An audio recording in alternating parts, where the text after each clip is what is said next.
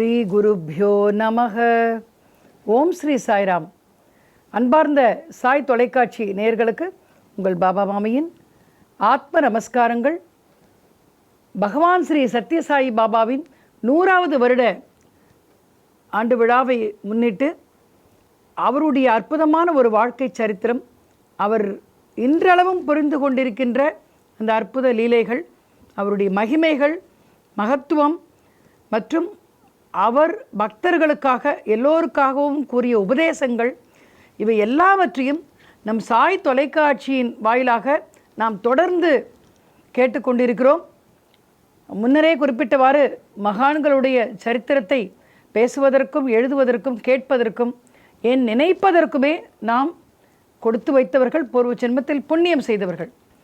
அந்த வகையில் சுவாமியினுடைய திக்விஜய பயணத்தை பற்றி நாம் பார்த்து கொண்டிருந்தோம். இந்தியா முழுவதும் 1957க்கு பிறகு இந்தியா முழுவதும் பல மாநிலங்களுக்கு பக்தர்களுடைய அழைப்பின் பெயரில் சுவாமி திக்விஜய பயணத்தை மேற்கொண்டார். அப்படி அவர் ஹரித்வார், டெல்லி சென்று அங்கிருந்து ஹரித்வார், ரிஷிகேஷ் அங்கு சென்று கொண்டிருக்கும் பொழுது அங்கு நிகழ்த்தப்பட்ட அற்புதங்கள் எல்லாவற்றையும் நாம் பார்த்தோம். அது உண்மையிலேயே நம்ம அனைவருக்குமே ஒரு பரவசமான ஒரு மனநிலையை வந்து கொடுத்தது என்றே சொல்லலாம். அப்படிப்பட்ட அந்த ஒரு பயணத்தில், திவ்ய பயணத்தில் தொடர்ந்து அவர் அந்த ரிஷிகேஷுக்கு வந்து முடித்த பிறகு அங்கிருந்து திரும்ப செல்லும் பொழுது அடர்ந்த ஒரு பனிப்படர்ந்த ஒரு பிரதேசம், அது நல்ல குளிர்காலம். அங்கு ஒரு இரவு மாலை பொழுதில் ஒரு ராதாகிருஷ்ணர் ஆலயத்திற்கு அவருடைய பக்தர்களும் சுவாமியோடு அங்கு சென்று கொண்டிருந்த பொழுது அந்த ராதாகிருஷ்ண ஆலயத்தில் விசேஷமான ஒரு பாடல்கள் மற்றும் ஒலிபெருக்கிகளின் வாயிலாக பஜனைகள் இவையெல்லாம் செய்வது கேட்டது. எல்லோரும் அங்கேயே நின்று கொண்டு ராதாகிருஷ்ணர் ஆலயத்தை பற்றி, அந்த ஆலயத்தில் இருக்கக்கூடிய மூர்த்தியை பற்றி யோசித்துவிட்டு அங்கு சென்று அந்த ஆலயத்தில் நாம் பிரார்த்தனை செய்யலாம் என்று எல்லோரும் நினைத்து கொண்டிருந்த பொழுது சுவாமியுடன் தொடர்ந்து வந்து கொண்டிருந்த எல்லோருமே அந்த ஆலயத்தின் வாசலில் சுவாமி அப்படியே நின்று விட்டதை கவனித்தனர். அந்த ஆலயத்திற்குள் மிக பிரமாதமாக அலங்கார மின் விளக்குகள் எல்லாம் எரிந்து கொண்டிருந்தன. அன்று ஏதோ ஒரு விசேஷம், அவர்கள் ஊர்வலம் செல்லவிருக்கிறார்கள் என்று நினைக்கிறேன். ஏதோ ஒரு விசேஷம்.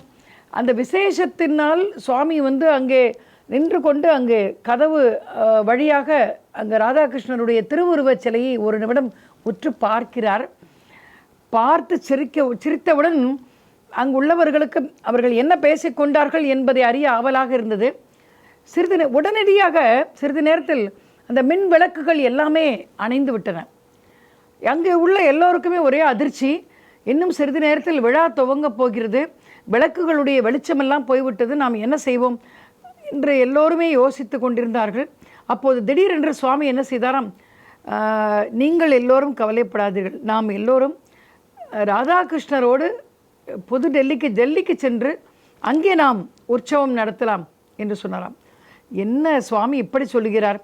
அவர்களுடைய அந்த ஆலயத்தில் வைத்திருக்கக்கூடிய ராதாகிருஷ்ண விக்கிரகத்தை நாம் எப்படி எடுத்து செல்ல முடியும் என்று எல்லோருமே யோசித்து கொண்டிருந்தார்கள். இதை நாம் போய் எப்படி அவரிடம் போய் கேட்பது? அவர்கள் தருவார்களா என்ன? அவர்களுடைய ஆலயத்தில் மிகுந்த பல ஆண்டுகளாக வைத்து பூஜை செய்யப்பட்ட அந்த விக்கிரகம். சுவாமி ஏதோ ஒரு காரணத்துக்காக இதை சொல்கிறார் என்பது மட்டும் அவர்களுக்கு தெரிந்தது. வேறு எதுவும் அவர்கள் கேட்டுக்கொள்ளவில்லை. சுவாமியிடம் இது பற்றி எதுவுமே யாருமே விசாரிப்பதற்கு தைரியம் யாருக்குமே இல்லை. அன்பின் மிகுதியால் சில கேள்விகளை கேட்பதுண்டு. அதற்கும் பொறுமையாக சிரித்து கொண்டே சுவாமி பதில் சொல்லுவார். அது ஒரு அற்புதமான அனுபவம் அது. அப்படி சுவாமி என்ன செய்தாராம், திடீரென்று அந்த கதவில் அருகில் தன்னுடைய கைகளை அசைத்தாராம்.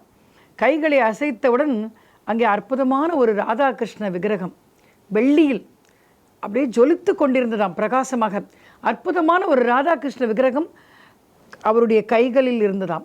அதில் என்ன அதைவிட ஆச்சரியம் என்னவென்றால், அந்த ராதாகிருஷ்ண விக்கிரகத்தினுடைய அந்த உருவ அமைப்பு, அந்த கண்கள், அந்த தீட்சண்யம், அந்த உருவ முகம் எல்லாமே அங்கு அந்த ஆலயத்தில் இருக்கக்கூடிய ராதாகிருஷ்ண விக்கிரகத்தோடு அப்படியே ஒத்து போயிருந்ததாம். இதை பார்த்தவுடன் எல்லோருக்குமே ஆச்சரியம். உடனே எல்லோருமே நம்முடைய ராதாகிருஷ்ணருக்கு வாழ்த்து சொல்லி ராதாகிருஷ்ணரை வணங்கி அங்கிருந்து புறப்பட்டு சென்றனர். பிறகு சுவாமி திடீரென்று நாம் எல்லோரும் ஸ்ரீநகருக்கு, காஷ்மீருக்கு செல்லலாம் என்றார். காஷ்மீர் என்றவுடன் நம்முடைய நம்முடைய தேசத்தில், இந்திய தேசத்தில் இருக்கக்கூடிய ஒரு அங்கம் அல்லவா. ஆகையால் காஷ்மீருக்கு செல்லலாம் என்றவுடன் எல்லோருமே சந்தோஷமாக, சுவாமி எங்கு செல்கிறாரோ, எங்கு அழைத்தாரோ அவர் பின்னால் செல்ல வேண்டியது நம்முடைய வேலை. அங்கு சென்றால் மிக பல அற்புதங்களையும் சுவாமி நமக்கு தெரிவிப்பார். முழுமையாக ஆன்மீகத்தை பற்றியும் முழுமையாக நாம் இறை நம்பிக்கையும் நாம் பெறுவோம், ஆன்மீகத்தை புரிந்து கொள்வோம் என்று எல்லோரும் குதூகலமாக சரி என்று சொன்னார்கள். எல்லோருமாக சென்று ஸ்ரீநகருக்கு சென்றார்கள். அங்கு ஸ்ரீநகருக்கு சென்ற பொழுது இந்த ஸ்ரீநகரத்தில் அந்த டால் லேக் என்று சொல்வார்கள், அந்த ஏரியை முழுவதுமே சுவாமியை வரவேற்பதற்காக கூடிய கூட்டம் போலவே அது தோன்றியதாம். காரணம், அது தோணி படகு என்று சொல்வார், ஹவுஸ் போட் என்று சொல்வார்கள். அது முழுவதுமாக சுவாமியை பார்ப்பதற்காக எங்கிருந்தோ சுவாமி வருவார் என்பதை அறிந்து கொண்டு, நமக்கெல்லாம் சில ஃபங்க்ஷன் விழாக்கள் நடக்கும் பொழுது விளம்பர பலகைகள்லாம் வைப்பார்கள், ஒலிபெருக்கிகளில் விளம்பரம் செய்வார்கள், தொலைக்காட்சி மற்றும் ஊடகங்கள் எல்லாவற்றிலும் விளம்பரம் வரும். சுவாமிக்கு விளம்பரம் தேவையா என்ன? யார் மூலமாகவோ சொல்லி எல்லோருமாக அங்கு சேர்ந்து விட்டார்கள். அப்படி ஒரு அருமையான ஒரு பிரதேசமாக, அற்புதமாக, அது தெய்வீகமாக அந்த பகுதியே காட்சி அளித்து கொண்டிருந்தது. பிறகு அங்கிருந்து ஒரு தானாக்குறிச்சோட ஒரு மலைப்பகுதியில் ஏற வேண்டும். அங்கு முழுவதுமே மலை பிரதேசம் தானே, மலைப்பகுதி, பனி படர்ந்த மலைப்பகுதி. அதுவும் அந்த குதிரைகள் சிறிது சறுக்கினாலும் அதில் பாதாளத்திற்கு நாம் சென்று விடுவோம். அதில் ஒரு நமக்கு ஒரு சங்கடமான நிகழ்வு என்னவென்றால், இந்த குதிரையில் அவ்வாறு சென்று கொண்டிருக்கும் பொழுது யாரும் குனிந்து கீழே உள்ள பள்ளத்தாக்கு பகுதியை பார்த்து விடக்கூடாது. பார்த்தால் நமக்கு தலை சுற்றல் ஏற்படும். அந்த பகுதி அந்த பிரயாணம் அவ்வளவு சுலபமான பயணம் அல்ல. பனி மிகவும் ஜாஸ்தியாக இருக்கும். அதே நேரத்தில் நமக்கு எல்லோருக்குமாக அந்த குதிரை சவாரி என்பது ஒரு பழக்கப்பட்ட ஒன்று அல்ல. பலருக்கும் அது மிகுந்த ஒரு கால் வலி, தொடை வலியை ஏற்படுத்தும்.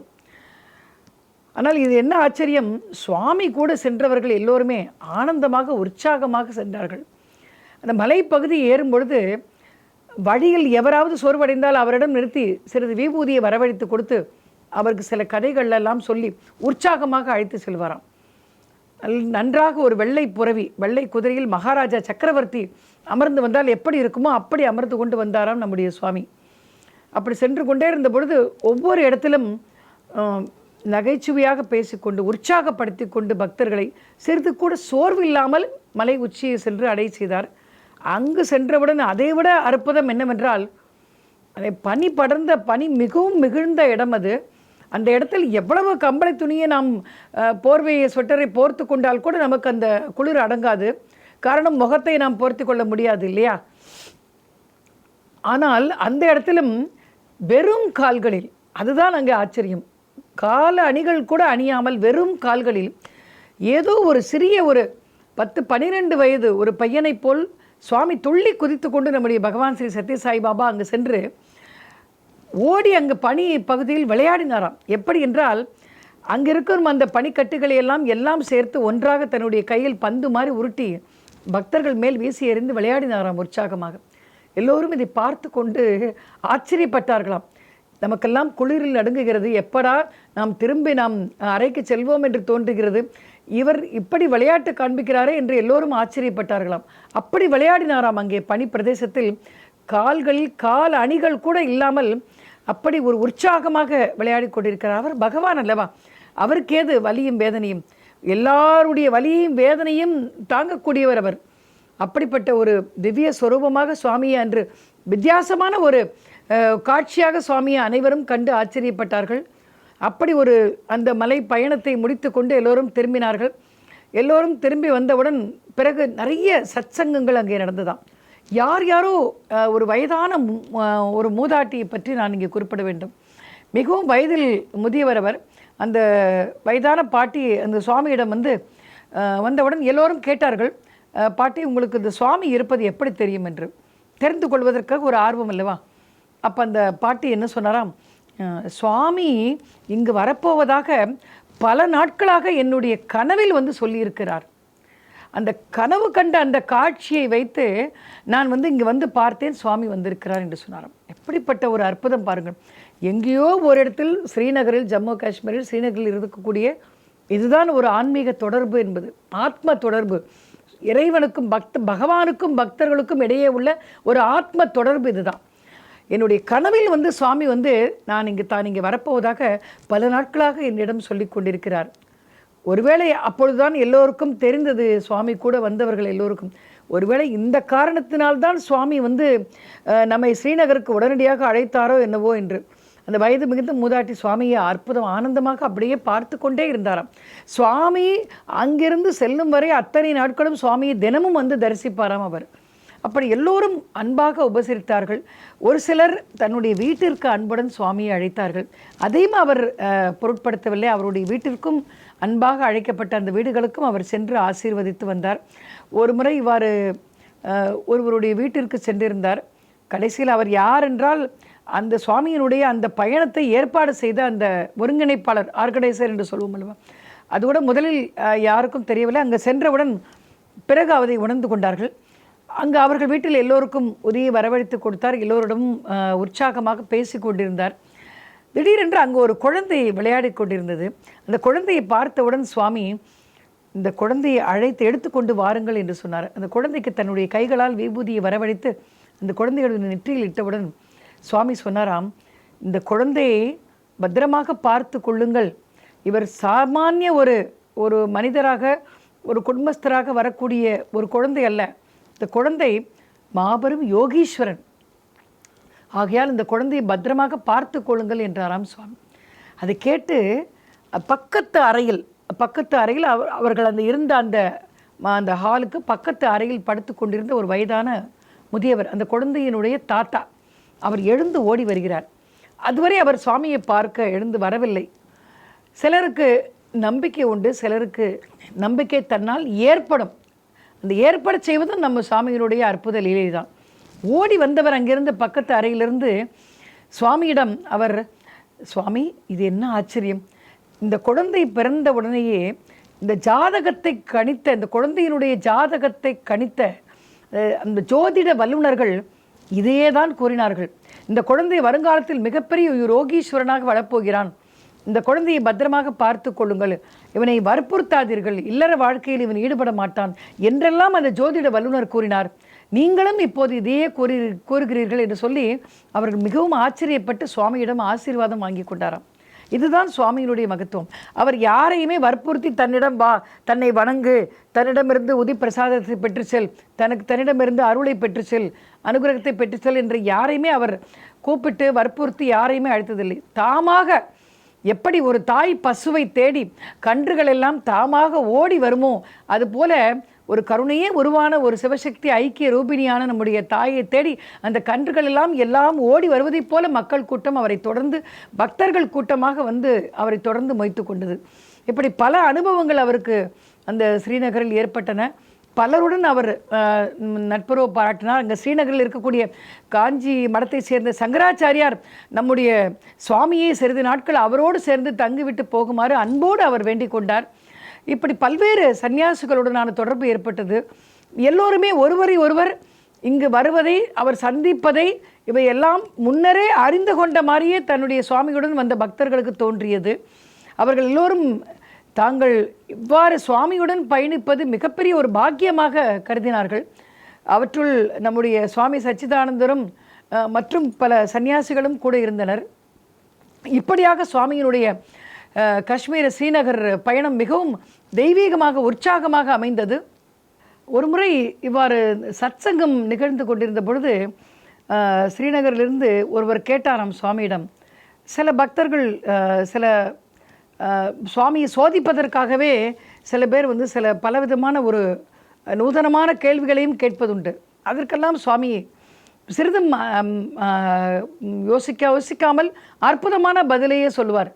ஒருவர் கேட்டாராம் சுவாமியிடம், சுவாமி நீங்கள் எப்பொழுது வீடு வாசலையெல்லாம் திறந்தீர்கள் என்று கேட்டபொழுது சுவாமி சொன்னாராம், இந்த உலகமே என்னுடைய வீடு, நீங்கள் எல்லோரும் என்னுடைய குழந்தைகள், நான் எங்கே வீடு வாசலை திறப்பது, என்னை யார் வீடு வாசலை திறக்க விட்டார்கள் என்று கேட்டபொழுது எல்லோருக்கும் அதனுடைய உண்மையான பொருள் என்னவென்பது புரிந்துவிட்டது. காரணம், இந்த நாம் வாழ்கின்ற வாழ்க்கையில் பார்க்கின்ற பல்வேறு மகான்கள், சித்தர்கள், குறிப்பாக சித்தர்கள் எல்லாம் மனிதர்களோடு ஒட்டி மனித சமுதாயத்திற்குள், மனித நடமாட்டம் இருக்கும் இடத்திற்குள் வாழ்வது என்பது கடினம். அவர்களுக்கு அந்த ஒரு வாழ்க்கை ஒத்து வராது. காரணம், மீண்டும் மீண்டும் பொருளையே தேடிக்கொண்டிருக்கின்ற மாய உலகைச் சேர்ந்த இந்த வாழ்க்கை. அவர்களோடு கூட இருந்தால் நாமும் நம்முடைய மனமும் நம்முடைய போகின்ற அந்த பாதையும் தவறாகி திசை திரும்பி விடுமோ என்ற ஒரு அச்சத்தில் சித்தர்கள் மகாபுருஷர்கள் அவர்களெல்லாம் என்ன செய்வார்களாம், தனியாக கானகத்தில் காட்டுப்பகுதியில் உட்கார்ந்து தவம் செய்து கொண்டு அங்கேயே தன்னிலையை அறிவதற்கான அந்த முயற்சிகளை எடுத்துக்கொண்டு பரவச நிலையை அடைந்து யோக நிஷ்டையில் இருந்து தான் தன் மோட்சத்தை அடைவார்களாம். அப்படி மிக பெரும்பான்மையான சித்தர்கள் மகாபுருஷர்கள் எல்லாம் இந்த வழியைத்தான் கடைபிடித்தார்கள். ஆனால் ஒரு சில மகான்கள், நம்முடைய சமர்த்த ஷிரடி சாய்நாதர் சத்குரு ஷிரடி சாய்நாதரும் பகவான் ஸ்ரீ சத்ய சாய்பாபா போன்ற மகான்கள் மக்களோடு மக்களாக, மக்கள் இருக்கும் இடத்தில், மக்கள் சமுதாயத்தில் வாழ்ந்து அவர்களை நல்வழிப்படுத்துவதற்காக, இதுதான் அந்த காரணமே. இதுதான், அதாவது யார் நாம் தன்னிலையை அடைந்து நாம் நமக்கு மோட்சத்தை தேட வேண்டும் என்று நினைப்பவர்களும் உண்டு. அங்கு உட்கார்ந்து தனியாக உட்கார்ந்து இந்த உலக நன்மைக்காக பிரார்த்தனை செய்பவர்களும் உண்டு. சமுதாயத்தோடு இணைந்து மக்களோடு மக்களாக வாழ்ந்து கொண்டு மக்களை நல்வழிப்படுத்தி நல்ல வழிக்கு கொண்டு தர்ம மார்க்கத்திற்கு அழைத்து செல்வதற்காகவே நம்முடைய பகவான் ஸ்ரீ சத்ய சாய்பாபா போன்ற மகான்கள் மக்களோடு மக்களாக வாழ்ந்தார்கள். இதுதான் காரணம். அதைத்தான் பாபா சூசகமாக, இந்த உலகமே என்னுடைய வீடு, நீங்கள் எல்லோரும் என்னுடைய குழந்தைகள், வீடு வாசலை நான் எப்படி துறப்பேன், எங்கே துறப்பேன் என்று கேட்டாராம்.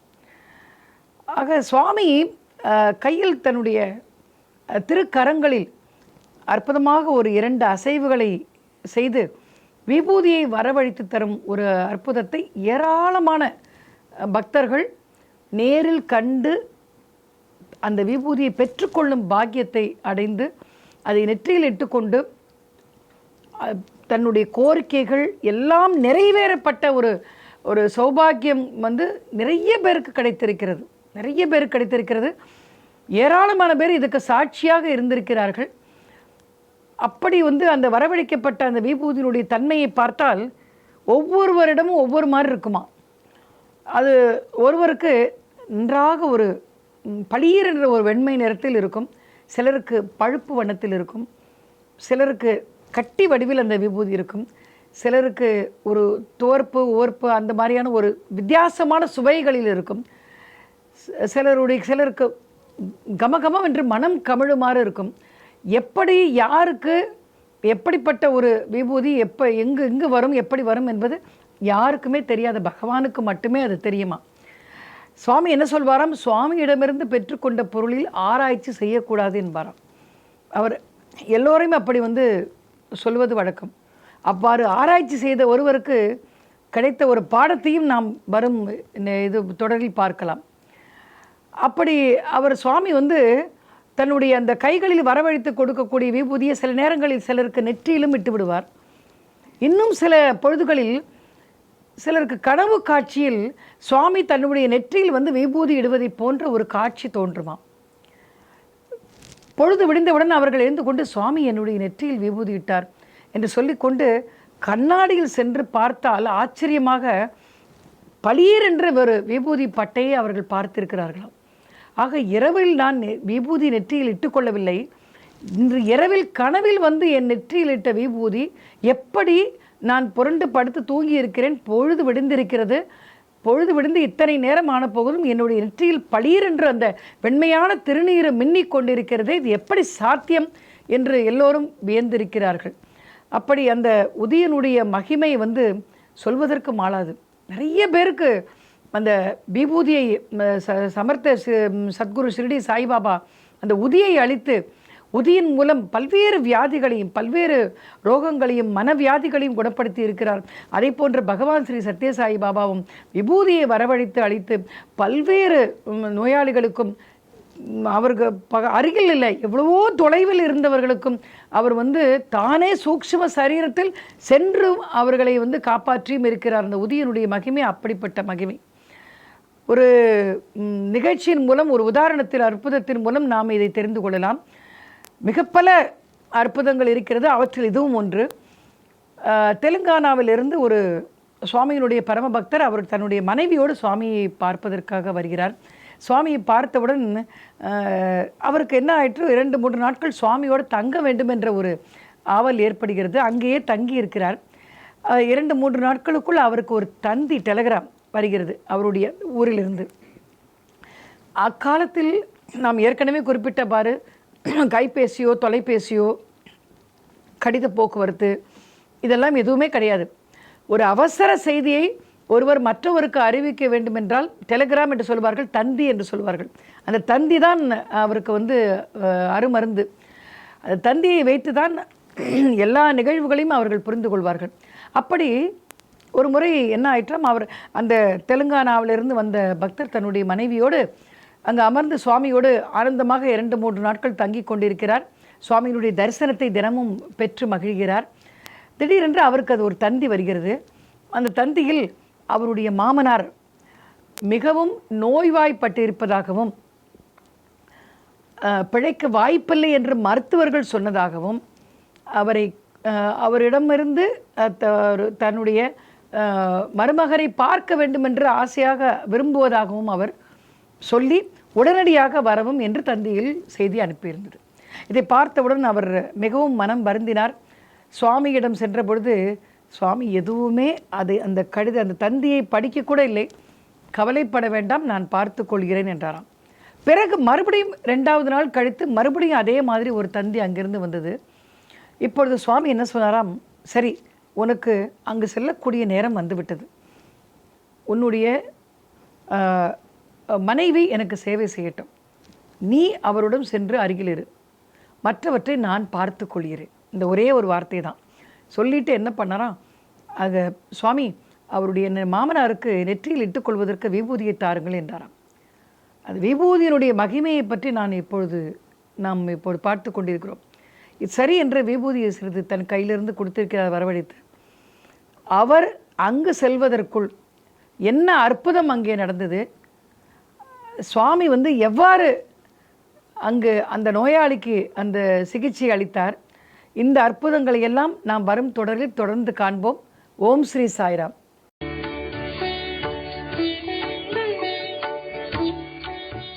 தமிழில் முதல் பக்தி சேனல் சாய் டிவி.